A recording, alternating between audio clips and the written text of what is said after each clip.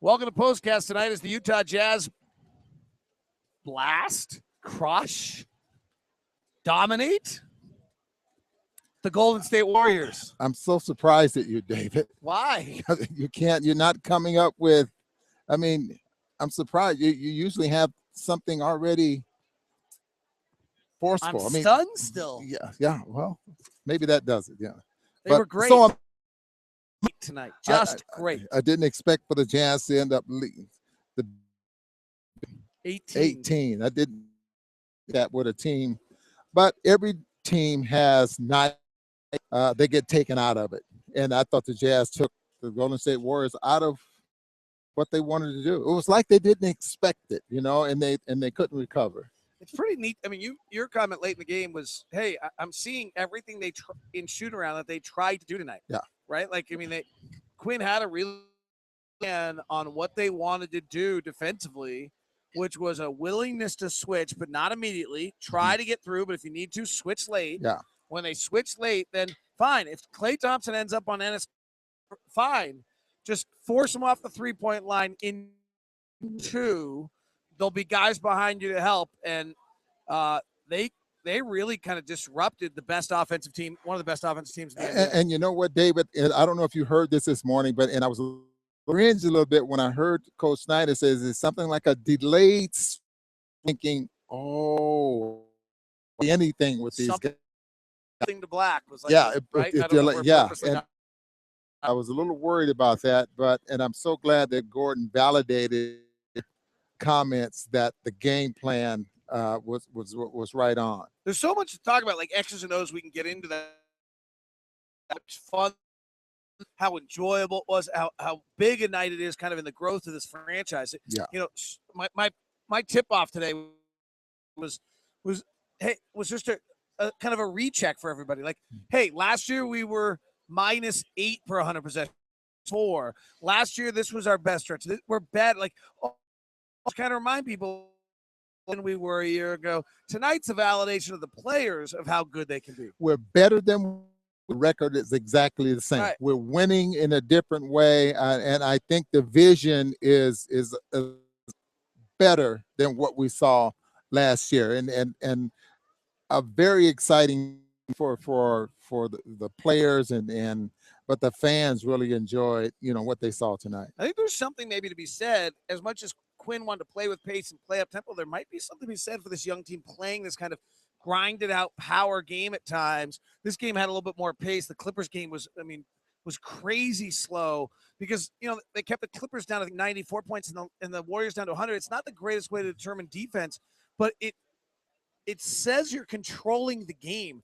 They're impacting the game right now. Well, and that's when you asked me early in the ball game what you thought the Jazz needed to do, and I did. They got to go inside and post up from time to time. Use Cantor, because you were mentioning that Cantor was scoring more inside nowadays, and I thought that you have to do that from time to time, and we saw a little bit of that tonight.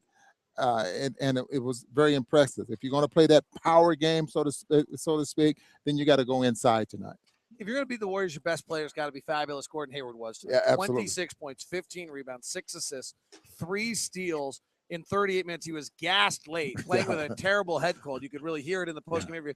And he came in much earlier. You kind of missed some assignments late. Quinn got on him. Yeah. I think he was gassed. Ounce of everything he had tonight. Yeah, new career high in rebounds, is 15. Old career high, or was 13, I think, if I remember correctly. But he did a lot of things well. 9 for 20 from the field, and I'm not upset with him for taking 20 shots. I wish some night he'd take 25 shots. You keep upping that number, don't you? Well, 25 is you the number. Keep one more out of. I mean, look at this though. I mean, this is really what jumps out. The Warriors came into this game shooting 48%, number 1 in the league. The Jazz hold them to 43. Yeah. The Warriors came in the league shooting 38.7% from 3, number 2 in the league. They shot 29.6 tonight. The Jazz moderately kept them off the free throw line. I mean, this is not to mention the Jazz field goal percentage for the season, 45.1. The Warriors are the best offensive field goal percentage team in the league at 42, and the Jazz shoot 45 from the field. I mean, the Jazz. They really, against the best in the NBA, they upped the ante in every category. They were simply better. And, if you read the Warrior people, they're going to say, oh, they just played night all Yeah, around bad effort. You know yeah, why? Because the Jazz got up 20-10 early, punched them early, and yeah. never let up. And took them out of what they were trying to do. You just can't say enough about that part of the basketball game. But even during the course of the game, you were expecting them. Okay, they're going to make this run. Okay, here we go. Clay Curry knocks down a couple of threes, and here they go. But every time the Jazz responded with a couple of field goals, Derek Favors start knocking down some mid-range jump shots, and the big was that Elijah that fourth quarter who made the three. Well, It had to be Trey Burke. I mean, Trey Burke over in the corner. Remember, he kind of yep. fell into the stands there. So they responded. And they made some big shots that put that started that fire to simmer and to run out. Here's the one I'm checking this live, so give us a break here.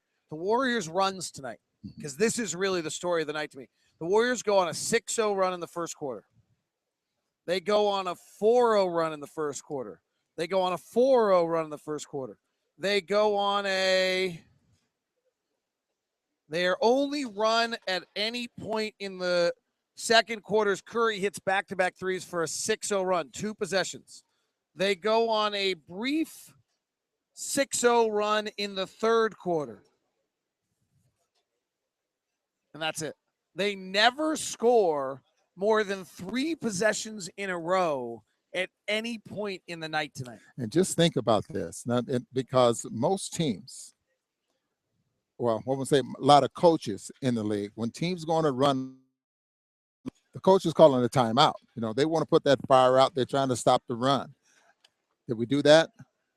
If we did, I can't remember. Maybe right once. After the Curry 2 threes. Yeah. So Other than that, it's ways to guys stop. got done. All right, yeah.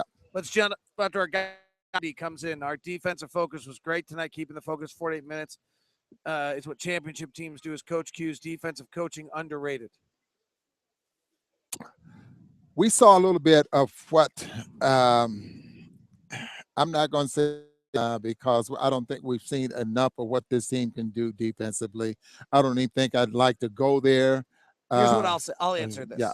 Coach Q's ability to watch a game and watch an opponent, along with his staff, because it may be Brad who had the scout tonight who came up with it for all we know, but giving Coach Q the credit.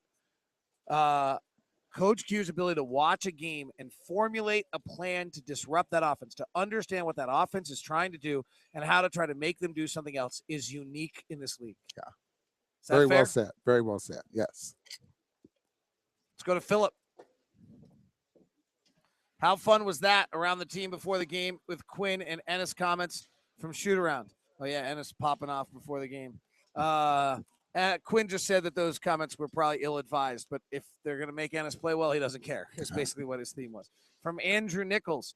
Love the new defensive moving players into Favors and Rudy and away from 3. I don't understand that. I get it. Moving player and keep him off 3-point line. Yeah. Is it likely to be the new defense or today's perimeter style game seemed very effective?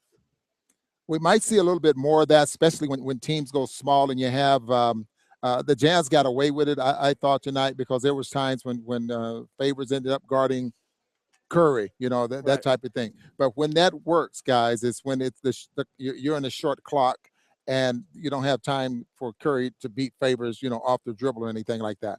I think we'll probably see a little bit more of that. I mean, was it a test run tonight? Because they hadn't done that all season long.